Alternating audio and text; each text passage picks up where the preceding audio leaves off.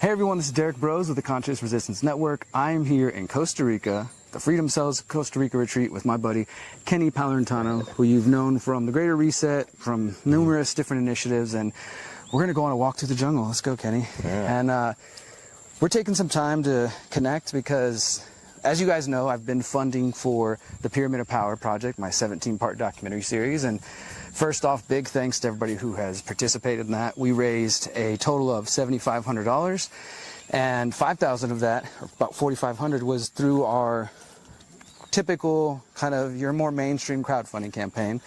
Had a few crypto donations, but $2,500 USD worth of crypto came from this project that Kenny's involved in called Cult DAO. And I'm about to release this next episode of the Pyramid of Power focused on false flags. And it's going to be sponsored, funded by Cult DAO. So, Kenny, let's start there. Like, what is Cult DAO, first of all, for people who are hearing that? What is a DAO? Because, I mean, you know, some of my audience is pretty savvy in the crypto blockchain world. Others are going to be maybe newbies. So let's start there. What is a DAO in the first place? And then we'll get into what is Cult DAO. Yeah, so a DAO, it's a DAO, a decentralized autonomous organization. And basically, there's a lot of ways they can look, but it's just a blockchain way of creating a cooperative or a commune or a team. Some way to do collective decision-making, collective budgeting, whatever it is. And in this case, Cult DAO is a venture capital fund, basically, that fills a treasury, and then everyone in the DAO gets to see either put up proposals or vote on proposals that get put up to fund cool projects. So in a typical venture capital fund, like in, say, mainstream financial industries, that's going to be fairly wealthy, rich investors picking and choosing companies and entrepreneurs they want to invest in, right? It's typically it's a centralized thing, and it's by one organization or one person, right?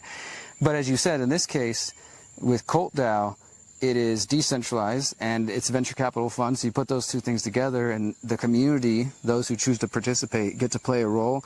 I think that not only is that, like, let's just kind of pause there for a moment. That's a really exciting opportunity for those of you out there who have projects, or for example, like me, wanting to make a documentary that's about some pretty revolutionary, empowering ideas.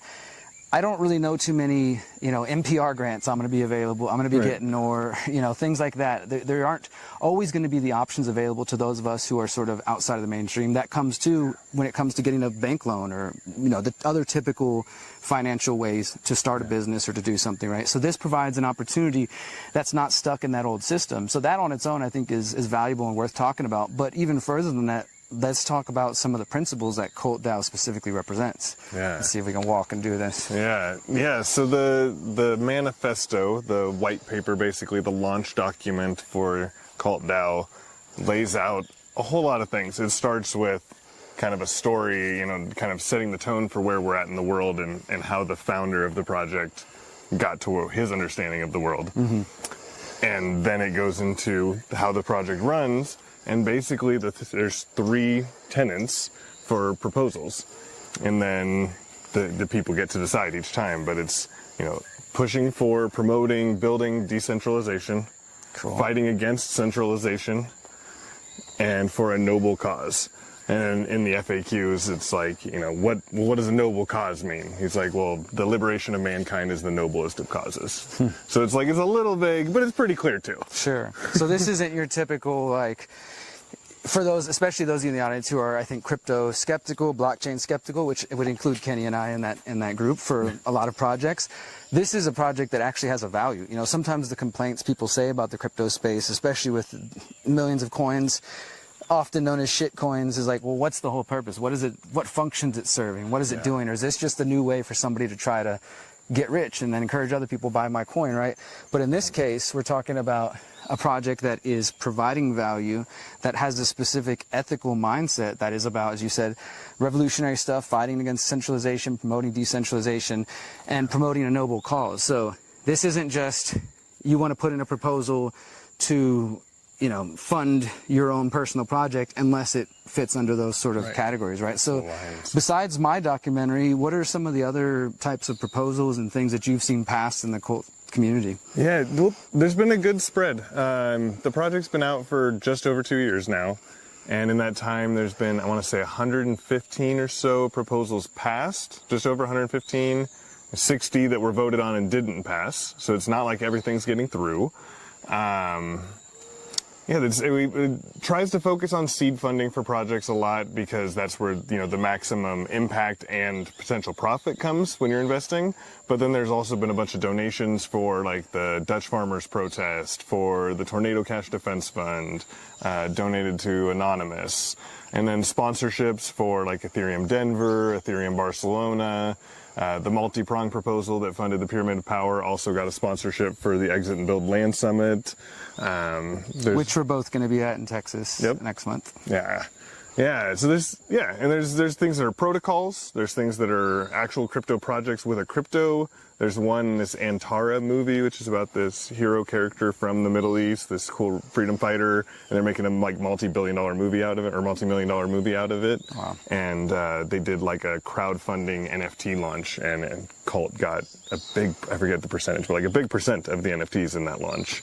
Wow. So just a broad spectrum of things from like private messaging stuff to private cryptos to other DAOs. There's a lot of like supporting of other funding mechanisms. So there's another project called Morosnet and another one called Gitcoin that are like grant based, and Cult funds and like supports both of them. So it's creating this whole ecosystem for revolutionary funding. Nice. So if somebody's hearing this and they're an entrepreneur, they're trying to start some project, and obviously it fits in these sort of categories, what steps might they want to take to, you know, get in there?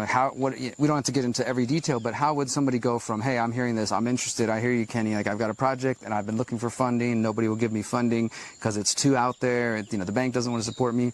What steps do they take to start getting integrated in the community so that they might get to a point where they put a proposal forward? Yeah. I think, like you said, just getting into the community is going to be a big piece. Joining, on Telegram, there's actually a proposal room specifically in one of the Telegram chats just for that. But like reading the manifesto is going to be a big thing, so that you know how it all functions and where the money comes from and what the voting looks like. You know, like you want to be pretty aware of how the project functions before you try to get funding, obviously.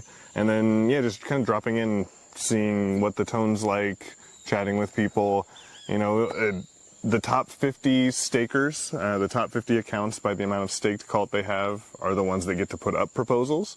So unless you buy one of those big bags, you're going to have to work with a guardian, is the term there, to get the proposal up. So that's what I did. I started laying out the plan for my proposal, the thoughts, and having conversations with people and just taking feedback, and along the way talked to a few different guardians, and just, finally locked in like, okay, this is the guy that's going to be putting it up. And then the guardian is the one that handles like distributing the funds when it comes out. So getting in the Telegram channel, the Discord is still active, or is Telegram the main place? Telegram's the main place right now. And Twitter, there's a Manifesto Monday is the big Twitter space that happens every week. One of the co-founders of the project, one of the main devs hosts or co-hosts that with one of the community members, which is super cool too. Just like that level of like a founder or like founder level dev coming and hanging out for a couple hours a week for 2 years in a space held by a community member. And it's very cool. Yeah, it doesn't have that same feel like a lot of projects. And so, just to make it clear, Kenny is not the founder of this project. He's just, as he's illustrated here, kind of come into the project in the last year and got integrated in it. And when you go online and you look, you'll see the aesthetic that we're talking about. There's definitely, it's very much, I would say, kind of an anonymous type vibe. And I mean that in terms of the Hacker Collective and just caring about anonymity and things of privacy and things of that sort, which is what originally attracted me to the idea in the project. So I do encourage people who have an interest, even if you are somebody who's like, I only understood half of what you said, I'm not crypto savvy. If you or somebody who are looking for funding and you think it could fit into one of these categories, go ahead and check it out. Encourage people to look into it. I plan to try to get further integrated in the space and maybe work further with Cult on some other projects. I think this is really a beautiful step. Like, let's just kind of look at what we're talking about outside of the specifics of Cult. How many of us out there have realized for years now that if we're going to create parallel systems, which is, as you guys know, that's our goal, exiting the building new societies, new systems to replace the old, to compete with the old, that's going to involve some money. That's going to involve like financing and funding in some way. It doesn't necessarily need to involve Federal Reserve notes per se, right? But that was, of course, the whole original intention with crypto, trying to create a new counter economy to compete with the old one, and it's moved very far away from that space. Both Kenny and I think would agree, especially when it comes to things like Bitcoin. But I get excitement with projects like Cult DAO because it reminds me of that original vision and that original intention, that the idea that we could potentially fund each other's projects and do some revolutionary, evolutionary stuff with it, and not, as I said, go to a bank, not need to go put myself in debt or rack up credit card debt just to make a project happen because I think it's important. I can instead say, hey, Kenny, you're working with this awesome crew. I would like to, have one of my episodes funded by that team and see where that goes. And so I'm excited for it. Anything else you want to add on the specifics or where the website, things of that sort? Yeah, well, I just want to mention briefly too, like the math side, like as a crypto, one of the things that people like about cryptocurrencies versus Federal Reserve notes or other fiat is, that inflation is usually much smaller. It's usually controlled. Bitcoin has this very specific curve to where it stops printing.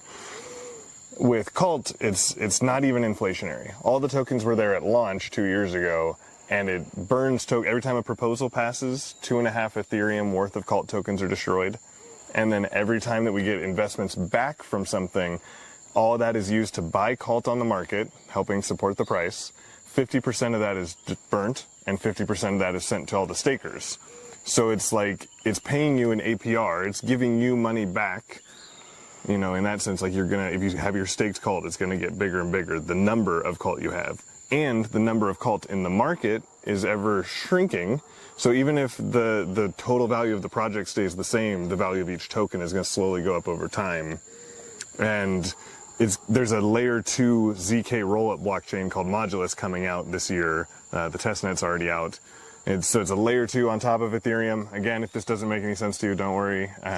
It won't for a lot of people, but there's other layer 2s, lots of them out there. And the ZK, the zero knowledge rollups, is kind of the new narrative because it's a way to add privacy on top of Ethereum. Mm-hmm. And so this one is it's being created by the Cult devs, and it's going to use Cult as the token for all your gas fees and everything. So they'll be burning even more and more Cult. And it's like, I've been in crypto since 2014, and from when January of last year until, January of this year, at least February probably, I think 13 months, it was my only crypto that I had was Cult. And because it's just like looking at it compared to everything else out in the market, like the liquidity pool is locked for hundreds of years. The contract is like nobody can hack it. Nobody can scam it. Nobody can rug pull it. Even if everyone who's in it now just sells all their coins and leaves and the price crashes, well, that just means that we can just buy it up super cheap and keep the machine running for our community then. Like it's a really kind of beautiful thing where it isn't dependent on anybody like so many projects are. Like even something like Monero, which both of us use as, kind of our main money, Monero has to be constantly evolving and changing and updating with, these different attacks that come at it and stuff. Cult is just simple and precise, and it just does this one little bit of thing, for the funding. But then through that, it's able to do anything and everything. You can go on Telegram now and you can send and receive Cult privately through this wallet app called Horizon, launched by M87, which is a seed-funded project that Cult did. We've seed-funded it. And so now, it's not just Cult. There's dozens of cryptos you can send anonymously straight through Telegram now. Wow. And just that sort of thing is ever growing in the crypto world. And this is just one of the best projects, I think, for getting involved in that space, because if you're only going to invest in one token, why not invest in one that holds dozens and is ever funding more? And just by hanging out around Cult, you're going to hear about all sorts of cool projects that are coming to it for proposals. Maybe it doesn't pass. Maybe it doesn't even actually get to the stage of writing a proposal, but you found out about it ahead of time because they were coming and pitching it to Cult. You're learning about more projects that are in the similar mindset and similar ethic, definitely. And the website is CultDAO.io. CultDAO. Okay, so just one more as we start to wrap up, because I just know there's going to be a comment about this, and you might not know the answer, but why the name Cult? People are going to think, I'm not joining a cult. Right. Well, it's all the memetics. Like you said, it has a lot to do with like Anonymous. When you look at the masks and the imagery, it's very Guy Fawkes, V for Vendetta, Anonymous stuff. And the idea is, just this, everyone is in a cult. Most people just don't realize it. They don't acknowledge it. Whether it's statism or it's religion or it's capitalism or communism or, any ism, any belief that you lump together with other people that have that belief and, talk shit on people that don't and all of that, like those are cults. Mm-hmm. And yeah, so it's just kind of mocking that and like, yeah, we're in a cult and we're not like afraid to talk about it. A cult for freedom, for Yeah. liberation and revolutionary stuff. Cool. Well, let's continue our walk maybe this way. And just as we wrap up here, like I was saying earlier, the project, the proposal that Kenny put forward is called the multi-pronged proposal, and it funded a bunch of different projects that, like Kenny said, I'm just learning about projects by learning about the multi-pronged proposal, just by participating, by being a part of that. It succeeded in going through this process, and we got the funding, and I've received the funds now. And so the next Pyramid of Power episode, which I'll tell you guys, we're aiming to release April 31st, so pretty soon here, is going to be the one that's funded in part by Cult DAO. Actually, no, I would say this whole episode is funded by Cult DAO, and I'm excited because it's called the False Flag Deception. I think it's going to be really in line with a lot of the sort of the mindset of the people behind Cult. Maybe not everybody there will agree with it all, or maybe it'll be new to them. But I think generally speaking, the idea that governments lie to us and they take advantage of crises to get their way is not going to be surprising to too many people. So that's coming out very soon. And as I said, this wouldn't have happened without Kenny. So thank you, brother. And without the community at Cult. So shout out, thank you to everybody out there. I've seen you follow me on Twitter. I appreciate that. Let's connect. And yeah, everybody else, this is going to be the 14th episode of the Pyramid of Power. So we still got 15, 16, and 17 coming out the rest of the year. Maybe we'll work with Cult on some of those. We'll see what happens in the future. But yeah, just thanks to everybody who's supporting both my work at the Pyramid of Power, those who are supporting the efforts of projects like Cult, because I do think it is a really exciting venture, and excited to see where it goes. So any other thoughts, brother? Yeah, no, I mean, it's a great time to be alive in these projects, from the work that you're doing to these conferences and stuff that we get to be a part of, to projects like Cult and so many others. Like, if you're worried about the world, or if you are angry at the things out there that are terrible, or whatever it is, like, just know that there's plenty of people out making the new world and helping create tools to free humanity. And if you want to put your focus there instead, then you can use that energy that you give as creative energy to really help liberate humanity, instead of just being pissed off that humanity isn't free right now. Absolutely. All right. And with that, guys, we'll leave it there. You know the drill. As always, remember, You are beautiful. you are powerful. And you are free. Peace.